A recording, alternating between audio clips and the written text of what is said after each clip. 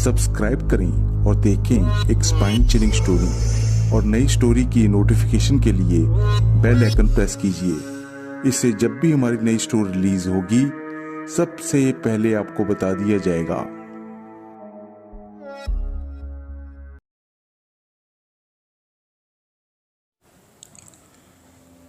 आज पूर्णिमा है। अंधेरा होने में अब कुछ ही घंटे बाकी हैं। गांव से बस स्टॉप सिर्फ 8 किलोमीटर दूर है। आखिरी बस 6:30 बजे बस स्टॉप पर आकर रुक जाती है।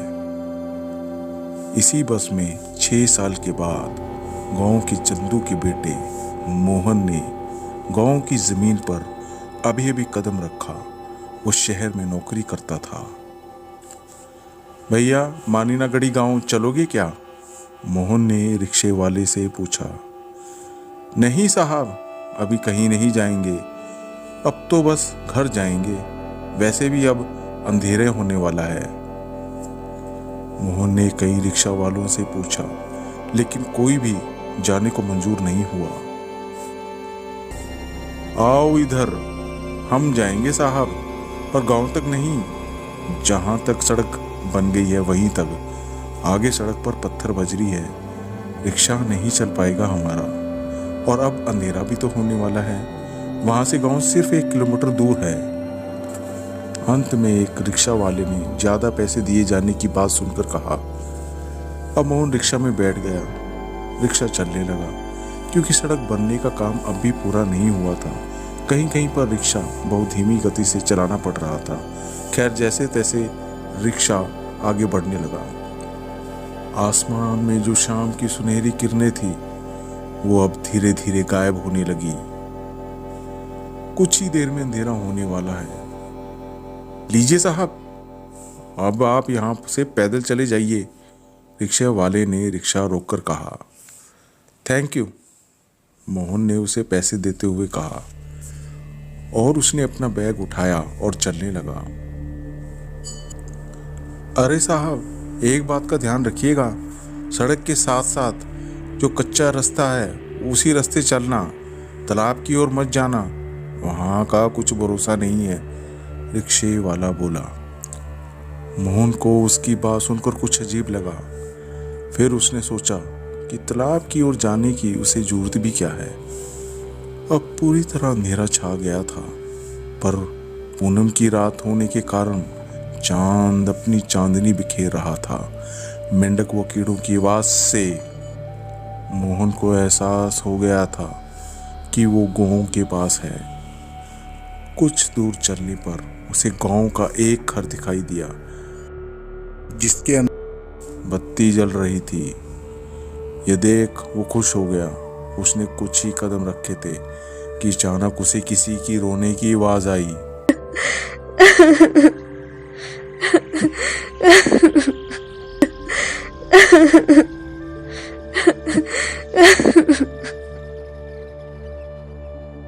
पहले उसे लगा कि शायद ये उसका वहम है, पर फिर उसने देखा वहां एक तालाब के किनारे एक जवान औरत खड़ी है।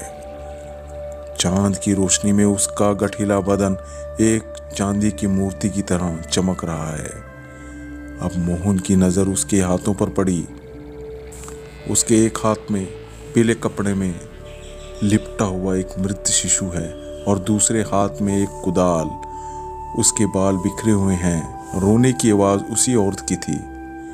अपने मरे बच्चे के लिए वो बहुत रोई जा रही थी। मोहन को ये देखकर उस औरत पर बहुत दया आई। क्या हुआ इसको? मोहन ने पूछा। आज शाम मेरे बच्चा मर गया, और ये गांव के सूदखोर मेरे बच्चे को शमशान घाट में जलने भी नहीं दे रहे हैं। अब कम से कम मैं अपने बच्चे को दफना तो दूं। मेरी मदद करने कोई नहीं आया। मेरी मदद कीजिए, मुझ पर दया कीजिए।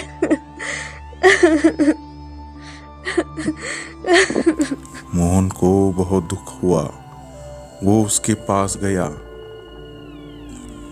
लाइए, मैं गड्ढा खोद दूंगा। ना जाने लोगों के दिलों से दया कहाँ चली गई है, मोहन ने कहा, और कुदाल लेके गड्ढा खोदने लगा। मोहन ने गड्ढा खोद दिया। फिर बिना पीछे मुड़े उसने कहा, आइए यहाँ दफना दीजिए। ये बोलकर जैसे ही वो पीछे मुड़ा, वो औरत एक चुड़ैल बन गई थी। उसकी लाल लाल आंखें मोहन को घूर रही थी। उसके लंबे पैने नाखून थे। उस चुड़ैल के मुंह पर खून लगा हुआ था। उसके दांत भी नुकीले थे। उसकी खाल मुर्दों के समान थी और वो हंसने लगी और वो मोहन पर झपटी। पर मोहन झटपट अपनी जान बचाकर वहां से भागा। भागते भागते उसे ठोकर लगी और वो गिर गया, लेकिन वो हिम्मत करके उठ गया और फिर से भागने लगा। वो गांव के उसी घर तक पहुंच गया जिसकी बत्ती जल रही थी। उसने पीछे मुड़कर देखा, तब वहां कोई नहीं था। जब वो और आगे गया तब उसे कुछ घर दिखाई दिए और वहां एक काले कपड़े में पहने हुए औरत थी और पीछे कुछ लोग भी थे। मोहन हांफते हुए उसके पास पहुंचा, उससे सब कुछ बता दिया। बाल बाल बच गई तुम। उस औरत ने कहा, घबराओ नहीं बेटा, अंदर जाओ और खटिया पे लेट जाओ। थोड़ा आराम कर लो, तुम बहुत थक चुके हो। सुबह ये लोग तुम्हें घर छोड़ देंगे। उस औरत ने कहा। मोहन घर में गया और खटिया पर लेट गया, लेकिन लेटते ही उसे अपने पैरों में ठंड महसूस होने लगी। धीरे धीरे ये ठंडक उसके पैरों से ऊपर जांघों तक उसे लगने लगी। मोहन को कुछ समझ नहीं आ रहा था कि उसके साथ ये सब क्या हो रहा था। फिर उसकी टांगों को किसी दृश्य शक्ति ने पकड़ लिया। उसकी टांगें अपने आप ऊपर उठ गई।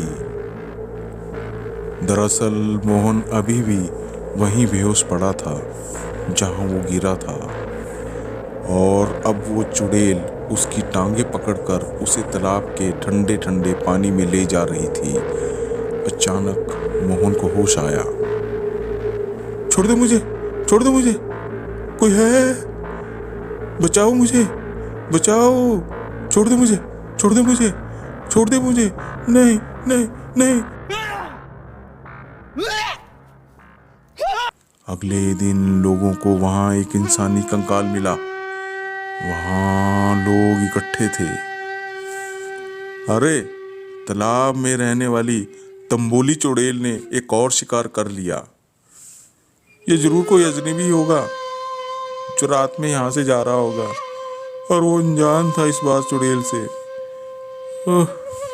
हे भगवान, ये तंबोली चुड़ैल ना जाने कितने को खा जाएगी। हे भगवान।